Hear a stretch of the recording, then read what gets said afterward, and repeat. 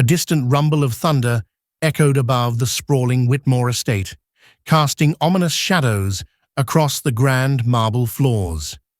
Inside, Eva Donovan Whitmore clutched her pregnant belly, her heart pounding, as she braced herself for another confrontation with her domineering mother-in-law, Marjorie Whitmore.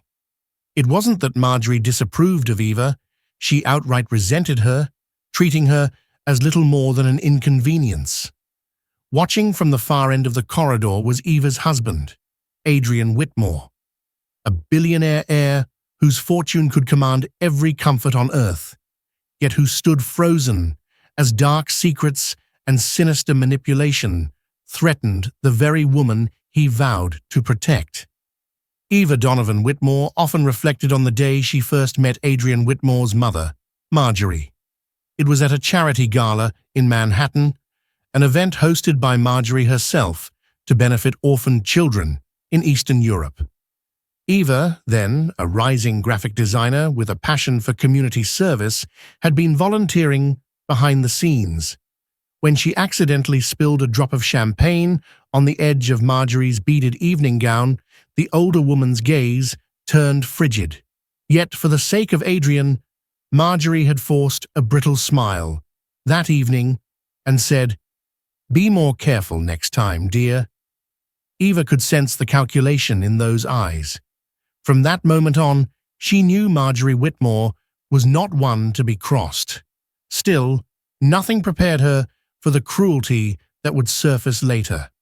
Months later, after Adrian had courted her with a whirlwind romance, dinners at exclusive restaurants, private weekend getaways in the Hamptons, late-night strolls in the shimmering lights of Central Park, he proposed on a secluded Italian beach.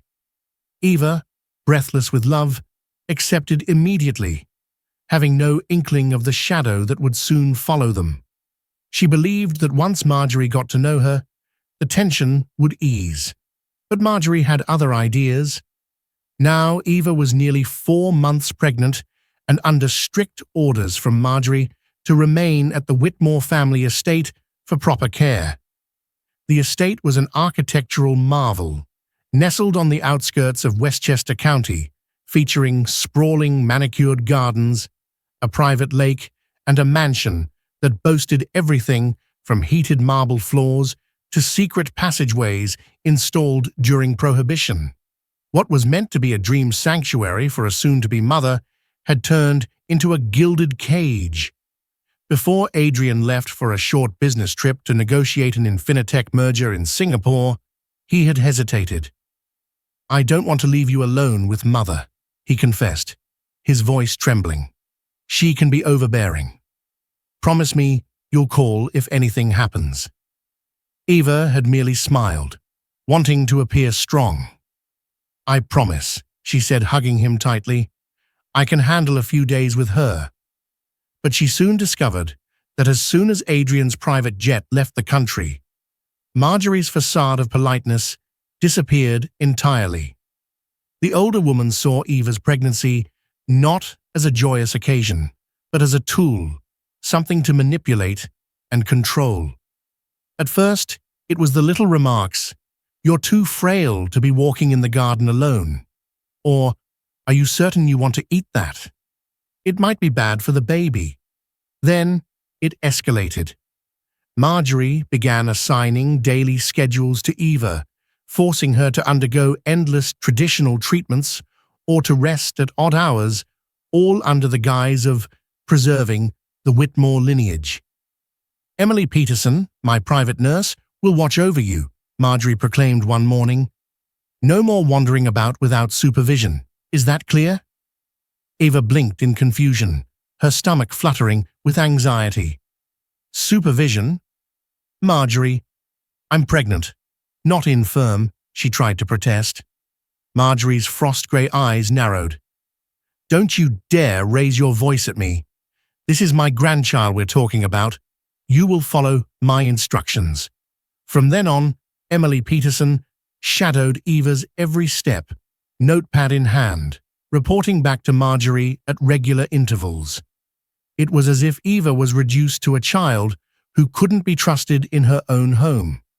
One evening, Eva's best friend, Michelle Oberton, someone who had once traveled with her to volunteer in rural Haiti, visited with a bouquet of pink roses. Marjorie met Michelle at the door, blocking her entry. "I'm afraid Eva is too tired for visitors," she snapped. She didn't even attempt to hide her disdain. "Check back some other time." Michelle tried to insist, but Marjorie shot her a glare that froze her in place. Dejected and worried, Michelle left, texting Eva a short note. "You okay? Call me if you need me, no matter what." Eva, however, didn't see the text for hours. Marjorie had conveniently taken away her phone for safety reasons, claiming electromagnetic waves were harmful to the baby. Every moment of Marjorie's presence eroded Eva's confidence. She felt alone, powerless. The Whitmore staff, from the gardeners to the cooks, had served Marjorie for decades and were loyal to her. If Eva tried to confide in anyone, they would likely run straight to Marjorie. When Adrian returned from Singapore, Eva rushed to greet him, tears brimming in her eyes. But Marjorie had orchestrated an elaborate welcome, arranging a lavish dinner, complete with string quartet and a curated menu. She smothered Adrian with talk of the baby, their future philanthropic ventures, and how she had taken care of everything while he was away. Eva hardly got a moment alone with him before Marjorie pulled him aside for a private chat.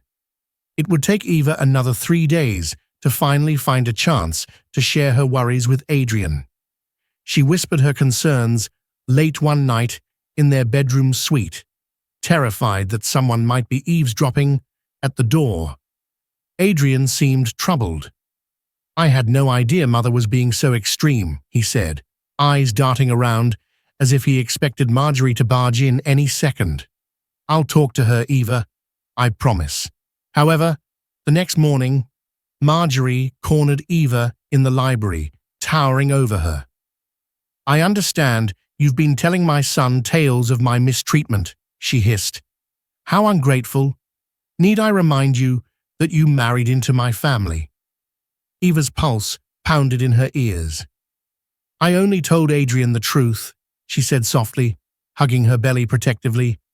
"Please, Marjorie, I don't want conflict. I just need some space and—" Marjorie's hand shot out and gripped Eva's shoulder, nails digging into her skin.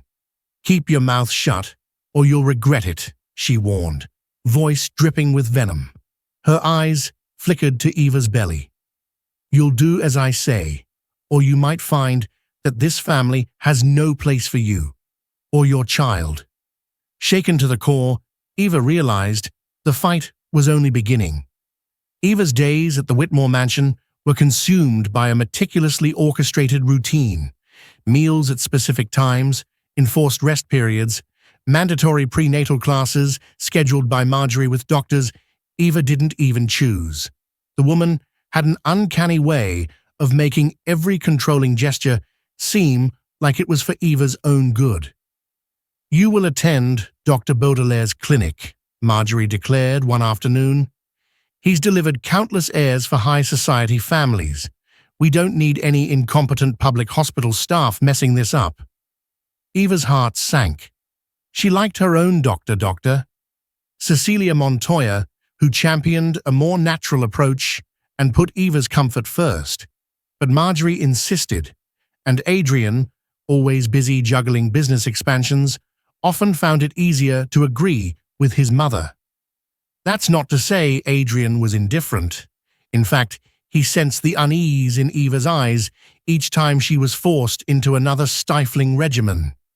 He tried to intervene, reminding his mother to give Eva freedom.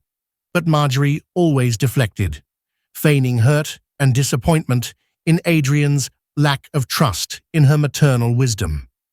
Adrian would back down, not wanting to spark conflict, telling himself that Marjorie's intentions were good. But Eva knew better. Controlling her medical appointments was just another way Marjorie tightened the noose. Eva yearned for her small condo in Queens, where she once lived an independent life, designing logos and marketing materials for local businesses. Now, she couldn't even step outside for a breath of fresh air without someone trailing her. One chilly morning, Eva decided to brave the garden alone. She slipped out through a side door, her coat draped over her shoulders. Her heart hammered, partially from fear of being caught and partially from the exhilaration of reclaiming a sliver of freedom. Crisp autumn air brushed her cheeks, and she took a long, refreshing breath. As she wandered near the rose bushes, a figure emerged from behind a hedge. It was Victor, Marjorie's personal security guard. "Ma'am," he said, all politeness but not a trace of friendliness, "Mrs. Whitmore asked me to bring you back inside. The air is too cold for you. She's worried about your condition." Eva felt a mix of frustration and despair coil in her chest. "Victor, I'm fine," she insisted, her voice trembling. "I just needed a moment to clear my head." Victor's expression remained unreadable. "With all due respect, ma'am, if something happens, Mrs. Whitmore will hold me responsible." He gently guided her back to the mansion. The towering marble walls and lavish artwork, once breathtaking, now felt like the bars of a prison. That night, as Eva lay beside Adrian, she finally unleashed her frustrations in a tearful outpouring. She recounted every controlling measure, every subtle threat. Adrian held her close, his face etched with guilt and anger. "I'm so sorry," he murmured. "I never wanted you to feel trapped. I promise I'll fix this." Yet morning came, and the same cycle repeated. Adrian confronted Marjorie in the breakfast salon, only to have her cast a sorrowful look that turned the argument around. "I'm merely looking after your wife's well-being," she said, in a tremulous voice. "Isn't that what any caring mother would do?" When Adrian pressed further, Marjorie's facade dropped. "Don't question my devotion, Adrian," she snapped, voice like steel. "You see how fragile Eva is. Do you want your child at risk?" Adrian wavered. He adored Eva, but he also feared that any argument with Marjorie might add stress to Eva's pregnancy. Caught between the two women he loved, he felt paralyzed. That evening, Eva mustered the courage to call her friend Michelle on a landline. "I can't do this anymore," Eva whispered, tears slipping down her face. "I need to leave. I need help." Michelle's tone was urgent on the other end. "Don't worry, Eva. I'm here for you. Let's figure out a plan. My friend, Lily Harper, works at a private pregnancy support center. She might help you find a safe space if you really need to get away. But are you certain?" Eva hesitated. She could flee, but then what about Adrian? She loved him, and part of her yearned for him to stand up against Marjorie with unwavering resolve. Could she really break away without him? The decision loomed over her like a dark cloud. Meanwhile, Marjorie's hostility only grew. One afternoon, Eva caught the older woman rummaging through her personal journal, something deeply intimate to Eva. When Eva gasped in horror, Marjorie refused to apologize. "Don't keep secrets in this house," she said coldly. "I have every right to ensure your mind is stable for motherhood." Eva began to fear that Marjorie would escalate her control into outright harm. She also noticed how the staff treated her differently, some with pity, others with thinly veiled contempt. It was as if Marjorie had spread the rumor that Eva was mentally unstable or unfit. Days turned into a blur. Eva's nightmares were filled with images of Marjorie looming over her bedside, whispering dire threats about the baby. She woke up with her pulse racing, a silent scream trapped in her throat. Adrian tried to console her, but she saw the weariness in his eyes, the conflict in his soul. Could love alone be enough to break the chains Marjorie had wrapped around both of them. It was on a chilly Sunday morning that Eva realized Marjorie's manipulations were not just psychological, but bordering on physical intimidation. The older woman's approach had shifted from snide remarks and controlling behavior to something far more alarming.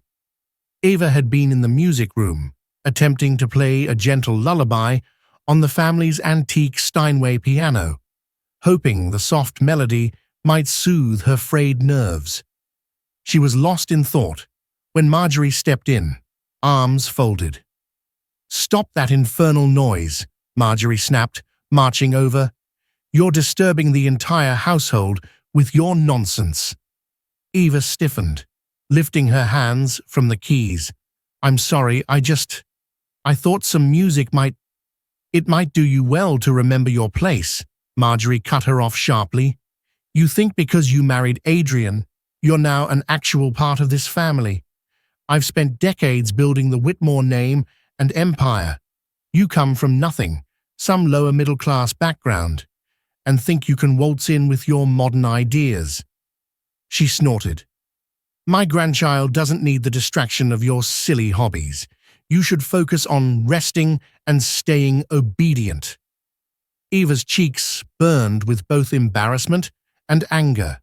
Still, she rose from the piano bench, attempting to remain calm. "I'm not trying to challenge you, Marjorie. I just want a healthy environment for the baby.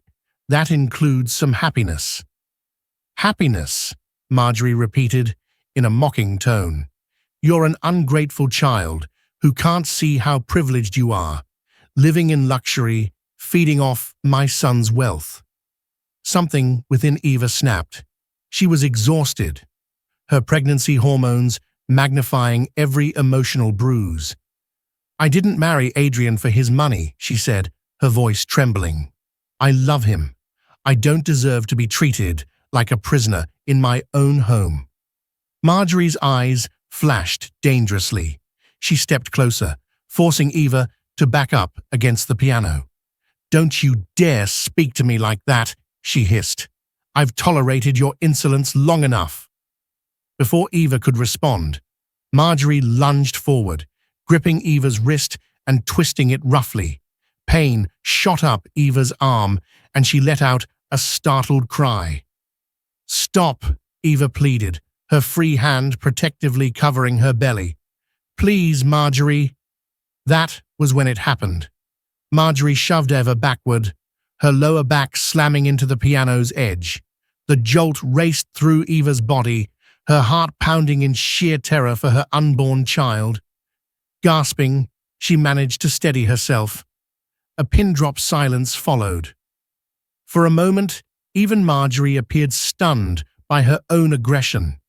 But the older woman quickly composed herself, smoothing her immaculate chignon. "You will keep your mouth shut about this, or you'll regret it," she said, icily.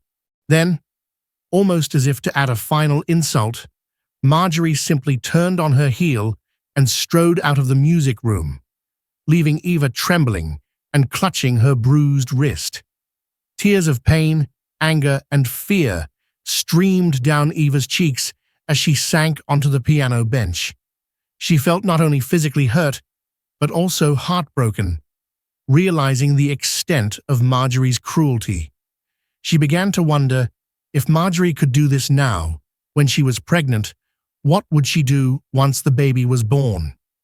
Eva knew she had to tell Adrian, but as it happened, Adrian had left for a brief day trip to Boston for a philanthropic luncheon he couldn't refuse. By the time he returned late that evening, Eva was in her bedroom, nursing her sore wrist with an ice pack. He noticed her red, swollen eyes. "What happened?" he demanded gently, stepping closer. At first, Eva hesitated. She feared Marjorie's retribution if she revealed the truth, but the memory of her mother-in-law's cold eyes and the pain in her wrist spurred her on. She hurt me, Adrian," Eva whispered, tears leaking from her eyes. "She grabbed my wrist and shoved me against the piano." Adrian's face blanched. Mother, are you sure it wasn't an accident? Eva's expression turned from pained to incredulous. Adrian, she grabbed me. She twisted my wrist. I'm so scared for our baby. Shame flooded Adrian's features. He touched Eva's wrist gently, wincing at the faint bruise. Then he wrapped his arms around her. I'm sorry, he murmured, voice thick with guilt. I'll take care of this. I swear. The next morning at breakfast, Adrian confronted Marjorie in the dining hall. Servants scurried around, preparing an elaborate meal of fresh fruit, pastries, and eggs Florentine. Eva stood off to the side, heart pounding as she watched the confrontation unfold. Mother, Eva told me what happened in the music room, Adrian said, his tone measured but firm. Is it true you pushed her? Marjorie lifted an eyebrow, setting down her teacup with poise. What has she been telling you now? She asked, affecting a dignified sigh. That girl is too emotional, Adrian. She probably stumbled. You know how pregnant women are. Eva inhaled sharply, stepping forward. I didn't stumble. Marjorie flicked her hand dismissively. Don't be hysterical. Adrian, you must see reason. This woman is becoming unhinged. She turned to Eva, narrowing her gaze. Is your next step to accuse me of trying to kill my own grandchild? Adrian's jaw tightened. He approached the table, placing both palms flat on its surface. Mother, I don't care what justifications you have. Don't ever lay a hand on Eva again. The tension was palpable as Marjorie locked eyes with her son, refusing to break the stare. Finally, she sniffed, crossing her arms. If you believe your wife's silly stories over your own mother, that's your choice. I only have this family's best interests at heart. Adrian fought the urge to lash out. Instead, he quietly replied, I love Eva, and I won't allow anyone, including you, to jeopardize her safety or the baby's. This is your warning. Marjorie said nothing. Silence stretched like a taut wire ready to snap, and Eva felt her heartbeat thunder in her ears. She wasn't naive enough to believe Marjorie would simply back down. That single confrontation, though necessary, was also a provocation that might escalate her wrath. After breakfast, Marjorie disappeared into her private study, slamming the door behind her. Adrian pulled Eva aside. Pack a suitcase. We'll leave the estate tonight. I'll book us a suite at the Regency Hotel downtown. We'll be safer there. A fragile surge of hope welled up in Eva.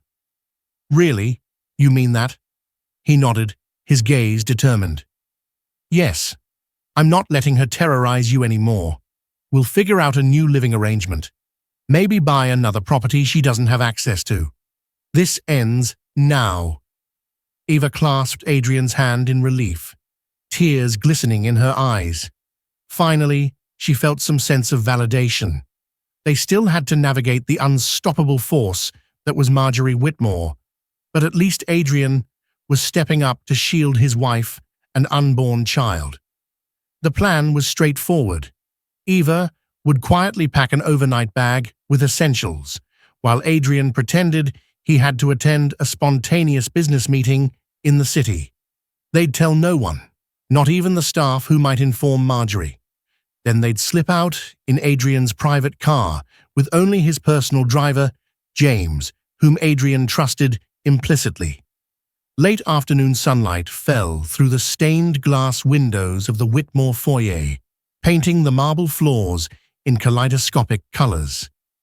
Eva clutched her small bag, heart pounding, as she descended the spiral staircase.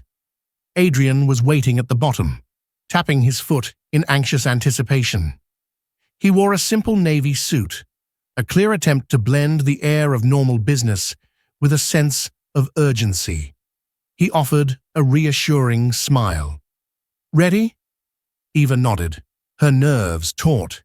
They moved swiftly through the front corridor, ignoring the questioning looks of house staff.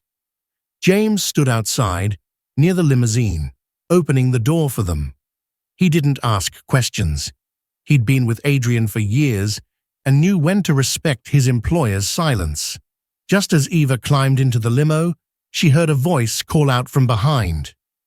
"Adrian?" Marjorie stood in the grand entrance, her expression calm, but eyes alight with suspicion. She stepped forward, posture rigid. "Where on earth are you going at this hour?" Adrian feigned a casual tone. "Mother, I have a sudden meeting in the city. Eva's joining me. We'll be back tomorrow." Marjorie's jaw tightened.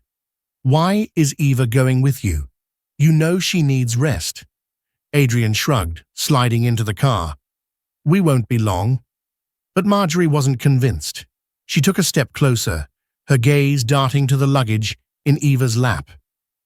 "You're hiding something," she accused. "Don't think you can sneak away without my knowledge. I won't be left out of decisions affecting my family." Before Adrian could respond, Marjorie lunged toward the door. James, sensing danger, shut it swiftly and jumped into the driver's seat. The engine roared to life. Through the tinted window, Eva saw Marjorie's livid face, shouting something inaudible. Then, they pulled away from the estate.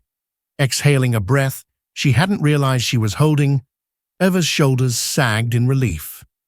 Adrian placed a hand on hers. "You're safe now," he said softly, although tension etched lines across his forehead. The drive was mostly quiet, except for James occasionally asking for directions or clarifications. They pulled up to the Regency Hotel, just as dusk settled over the city. A doorman rushed to help them with their bags, and within minutes, they were checked into a luxurious suite on the 15th floor, complete with a skyline view of Manhattan's shimmering lights. Eva let out a shuddering breath as she surveyed the cityscape. "I can't believe we actually left," she murmured, tears threatening to spill. Adrian's phone buzzed. He glanced down, brow furrowing. 12 missed calls, all from Mother. His jaw clenched. "I'm turning this off for tonight. Let's just breathe for once." They ordered room service, comfort food, tomato soup, grilled cheese sandwiches, and a side of salad for Eva. For the first time in months, she felt some semblance of calm. Still, guilt nagged at Adrian. "I should have handled this sooner," he said, eyes downcast. "I shouldn't have let her push you around for so long."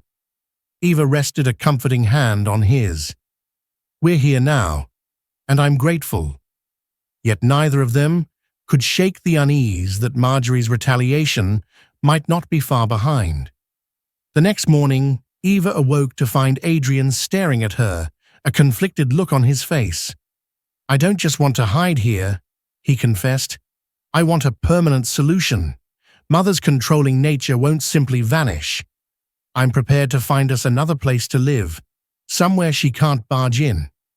Are you okay with that?" Eva nodded, tears glistening. "Yes, I can't go back to the mansion, for our baby's sake. We need a fresh start." Adrian squeezed her hand, relief flooding his features. "I'll call my real estate contact, Theodore Wolfe. He's helped me with property deals in the past. We can find a place quickly."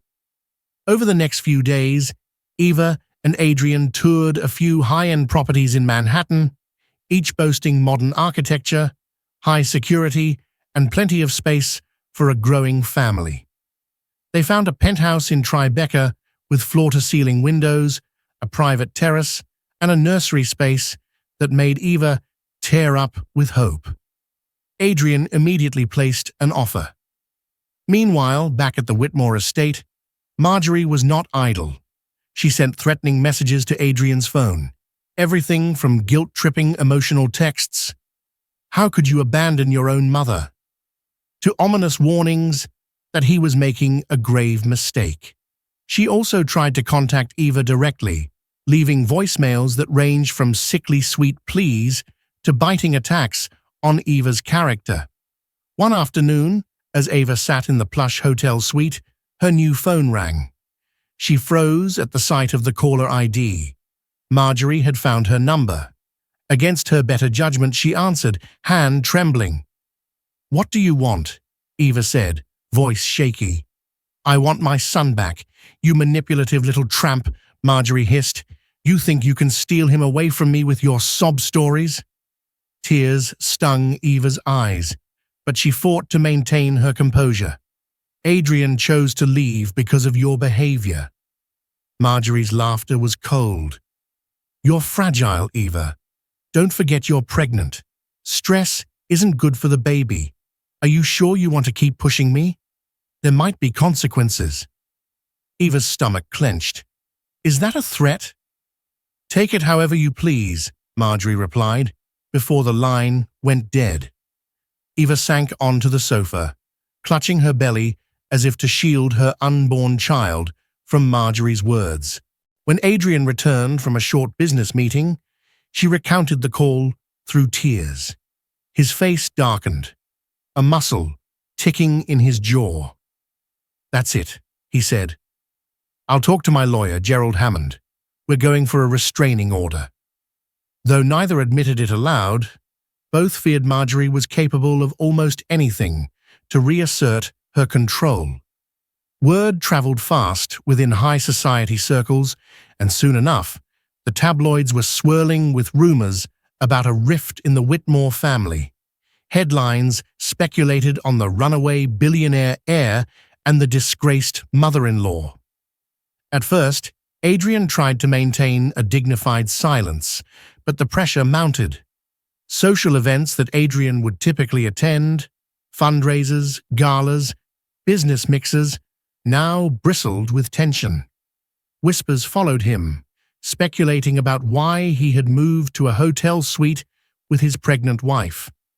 Marjorie, never one to shy away from wielding her influence, was feeding her own narrative into these circles, that Eva was unstable, controlling Adrian for financial gain, and irresponsibly jeopardizing the future Whitmore heir. At a charity banquet hosted by the influential Harrington family, Adrian and Eva decided to make an appearance, partly to refute rumors and partly to maintain crucial philanthropic ties. Eva wore a simple but elegant gown that accentuated her growing baby bump, while Adrian opted for a tailored tuxedo. Both arrived with anxious hearts. The event took place in a grand ballroom, flooded with crystal chandeliers and the hum of polite conversation.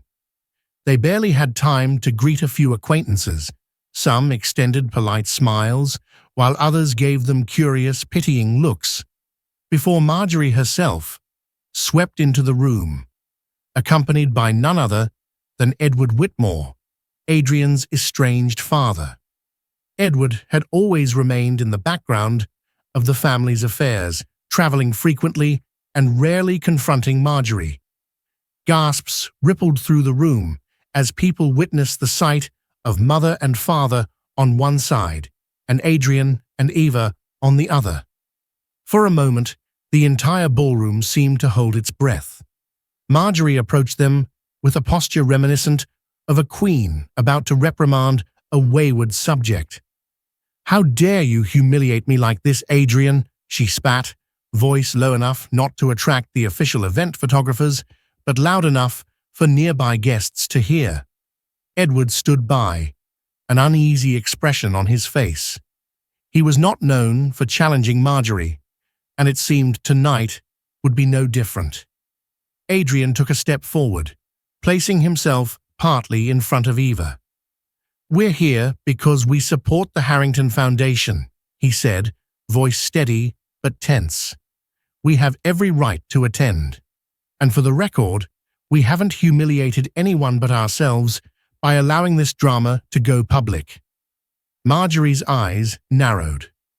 "You ungrateful child, after everything I've done for you." Suddenly, a hush fell as a man in a well-tailored navy suit approached. It was Harold Harrington, the host of the event, accompanied by his wife, Veronica. They had heard the whispers and decided to intervene. "Is everything all right?" Harold asked in a concerned tone, eyes darting between the Whitmores. Marjorie quickly replaced her venomous glare with a brittle smile. Just a minor family misunderstanding, Harold. We don't want to make a scene. Ava could feel her pulse racing, her hand instinctively cradling her belly. This confrontation in public was exactly what she feared, yet she realized it might be a chance to assert her truth. Before Adrian could respond, Eva took a measured breath and spoke up. I'm sorry for any discomfort this is causing, Harold, but there's a reason Adrian and I have distanced ourselves from his mother. It involves my well-being, both emotional and physical. A murmur of surprise rippled through the surrounding onlookers. Marjorie's face turned stony. Ava, don't you— It's fine, Harold, Adrian interjected, stepping in. We appreciate your concern, but perhaps we should discuss this in private. Harold glanced around and noticed the growing crowd. You can use my study, he offered, gesturing to a door off the side of the ballroom. I'd like to keep tonight's event about the children's charity if possible. Reluctantly, Marjorie and Edward followed Adrian and Eva into the plush study, where thick carpet muffled the outside chatter. The door closed, shutting out the curious eyes. No sooner had it clicked shut than Marjorie rounded on Eva. You dare imply I abused you, she hissed, voice shaking with rage. Don't forget who holds the power here. The Whitmore name is known worldwide. You'll never escape it. Adrian stepped between them, fists clenched. That's enough. We're done, Mother. Edward raised a hand in a half-hearted gesture. Marjorie, calm down. Let's not drag this into more drama. But his tone lacked real conviction. Eva's eyes flashed with the courage she had gathered over these tumultuous weeks. I was forced to leave for the safety of my baby and myself. Marjorie has been controlling, manipulative, and even physically aggressive. We have no choice but to keep our distance. Marjorie let out a bitter laugh. Adrian, you see what a liar she is. You truly believe I'd harm my own grandchild? Adrian's voice was resolute. You've done enough to convince me that Eva is telling the truth. For a moment, everyone stood in standoff silence. Then Marjorie, glowering, turned to Edward. Do something, she demanded. Edward opened his mouth, but only a weak sigh escaped. Adrian, you know how your mother gets. Maybe Eva misunderstood. No, Adrian snapped, frustration boiling over. Stop making excuses for her. This conversation is finished. If you persist, we will seek legal measures. A vein pulsed in Marjorie's temple. She pointed a finger at Eva, lips trembling with fury. You won't win this, girl, she spat. You think you can turn my son against me, but I assure you, I've been building my influence for decades. You and your unborn child will face the consequences. Then, with a flourish of her expensive shawl, Marjorie stormed out, Edward trailing after her with a forlorn look. Left alone in the study, Adrian pulled Eva into his arms, feeling her tremble. We should leave, he whispered. I'm sorry you had to endure that. Eva nodded, struggling to keep tears at bay. It's okay, she whispered, voice raw. I'd rather have the truth out in the open than keep living in silent fear. A few minutes later, they discreetly exited the Harrington event, ignoring the paparazzi's flashbulbs and the hush of gossip that followed them. While the public showdown was uncomfortable, Ava felt a strange sense of relief. She had stood her ground against Marjorie, refusing to remain silent. Now the question was, how far would Marjorie go to reassert her control? Despite their efforts to break free, Marjorie's looming presence was felt everywhere. Adrian's phone kept buzzing with unknown numbers. Messages appeared, threatening to release damaging lies about Eva to tabloids or even tie up Adrian's business dealings in legal red tape. Some messages were thinly veiled blackmail.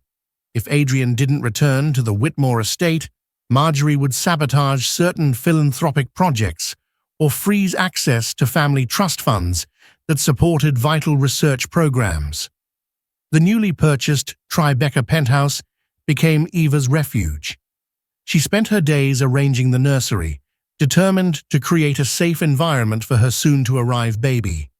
Adrian juggled a hectic schedule, setting up new lines of security, liaising with lawyers about restraining orders, and managing his business empire.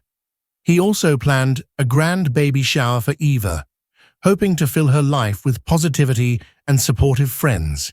Yet, an undercurrent of tension existed at all times.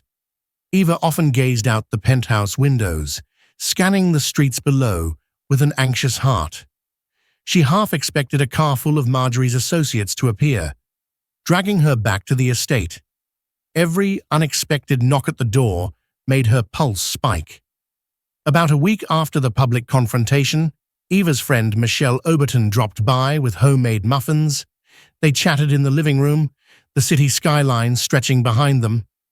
Michelle spoke softly, cautious of Eva's fragile state. "I've done some digging," Michelle began, sipping tea. "Lily Harper, at the Pregnancy Support Center, told me about other high-society families where controlling in-laws tried to manipulate custody or parenting rights. We need to be sure Marjorie doesn't try to claim that you're unfit to mother the baby." Eva tensed. Could she do that? "Anything's possible with her influence," Michelle cautioned, "especially if she's willing to lie or fabricate evidence." Panic flared in Eva's chest. She recalled the journals Marjorie had read, the staff at the mansion who might testify against her if Marjorie paid them enough. "I need to protect myself," Eva murmured. "I should document everything that's happened." Michelle nodded. "Exactly.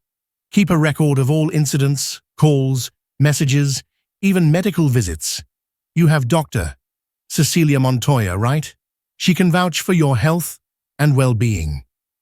That afternoon, when Adrian returned from a meeting, Eva updated him on her conversation with Michelle. Together, they began compiling a file.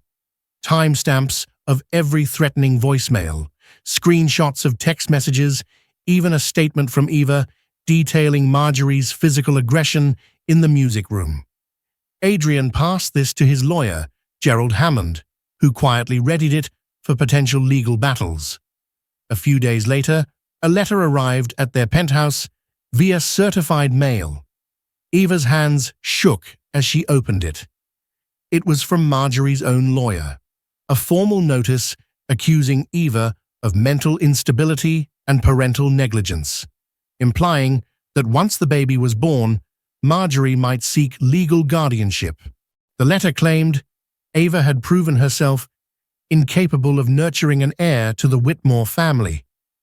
Eva's breath caught, tears blurring her vision. She showed the letter to Adrian, who turned pale with rage. "This is war," he muttered, crushing the letter in his fist. "I won't let her do this to you, to us." They immediately contacted Gerald Hammond, who advised them to prepare for the worst.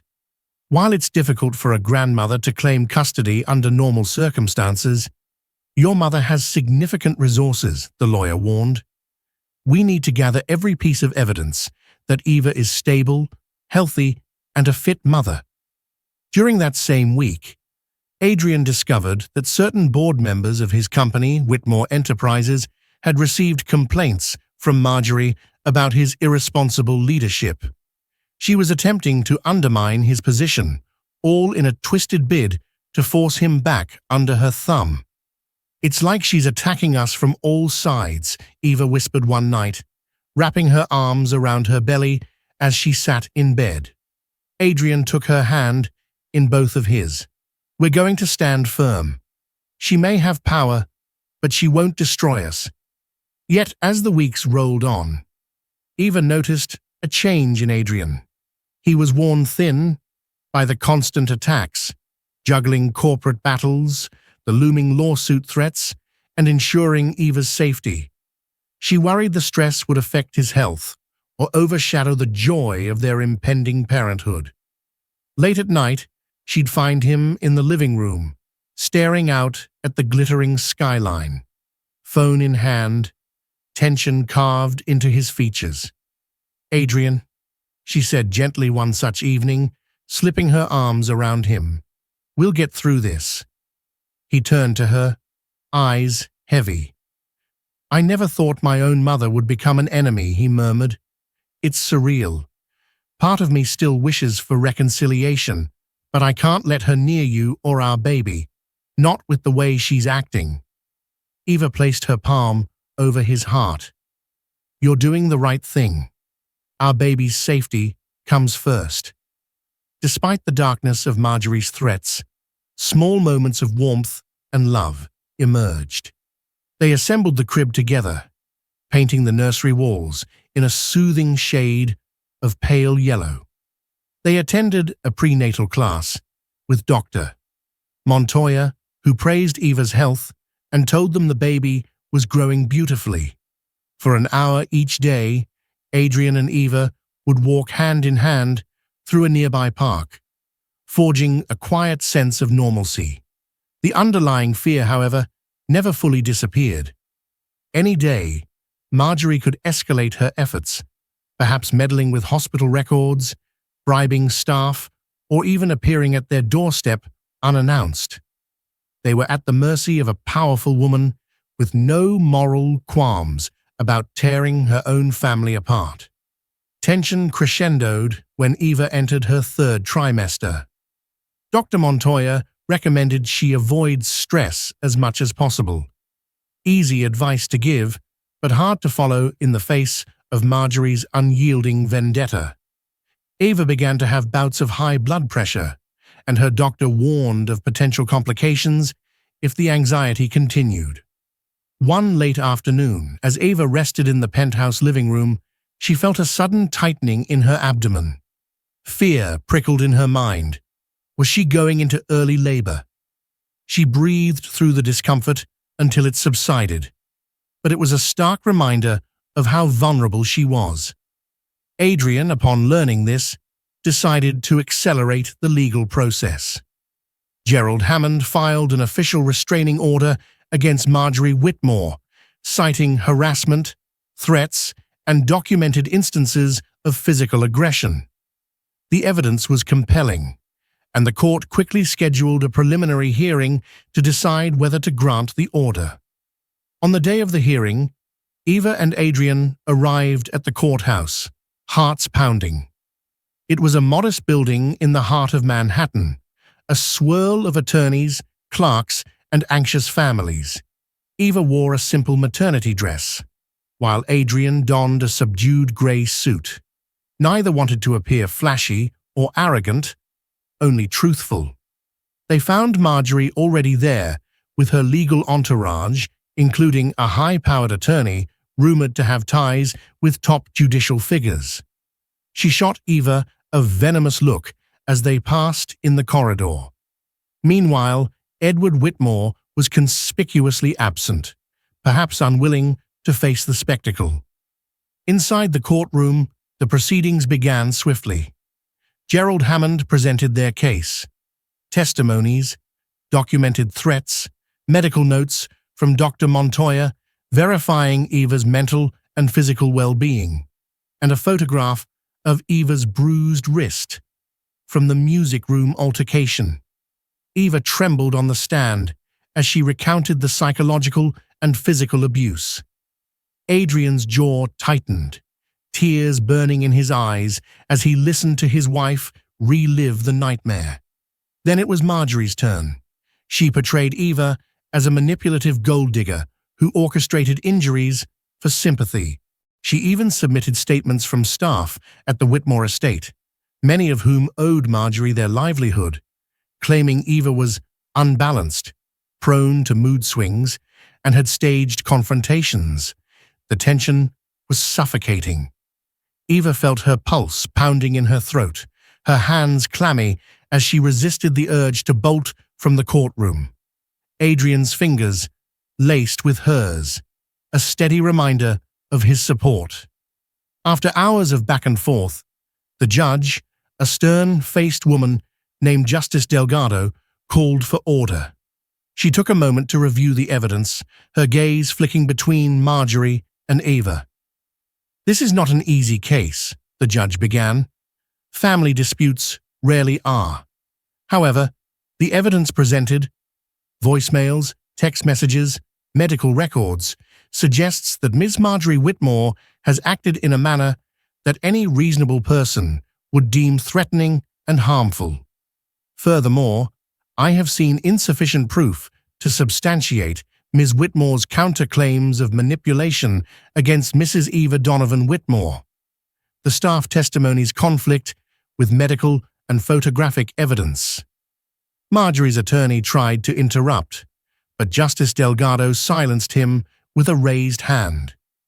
"The court is inclined to grant a temporary restraining order against Ms. Marjorie Whitmore, preventing her from contacting or approaching within 200 feet of Mr. Adrian Whitmore, Mrs. Eva Donovan Whitmore, or their child once born, pending a final hearing. Ms. Whitmore will also be required to undergo a psychological evaluation if she wishes to contest full custody of the unborn child." A surge of relief washed over Eva, tears gathering at the corners of her eyes.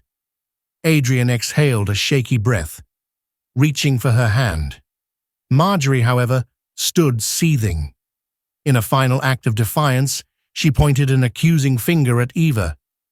"You'll regret turning my son against me," she spat, voice echoing through the courtroom. Her attorney quickly tried to hush her, but the outburst already hung in the air like a toxic cloud. "You'll be removed if you don't hold your tongue," the judge snapped, banging her gavel. "Court is adjourned." Escorted by security, Marjorie left the courtroom, her fury palpable. In contrast, Eva and Adrian stepped out into the corridor, a sense of lightness filling their hearts despite the tension. Michelle, who had come for moral support, rushed over and enveloped Eva in a hug. "You did it," Michelle whispered tearfully. "You stood your ground." Adrian glanced at Eva, his eyes filled with admiration and regret. "I'm so sorry for everything you've endured," he murmured, placing a hand protectively on her swollen belly. "But I swear, from now on, I'm fully committed to shielding you and our child from any harm." Eva nodded, blinking back tears. They were not naive. The restraining order was a major victory, but there was still a long road ahead. Marjorie might contest it in a final hearing or find underhanded ways to cause more trouble. Yet for the first time in months, hope glimmered. Back in the penthouse that evening, they shared a quiet dinner, toasting with sparkling cider to the future. While the scars left by Marjorie's abuse would take time to heal, Eva felt her chest fill with renewed faith. Faith in her own resilience, in Adrian's love, and in the life growing within her. In the weeks following the court's decision, a fragile peace settled over Eva and Adrian's lives.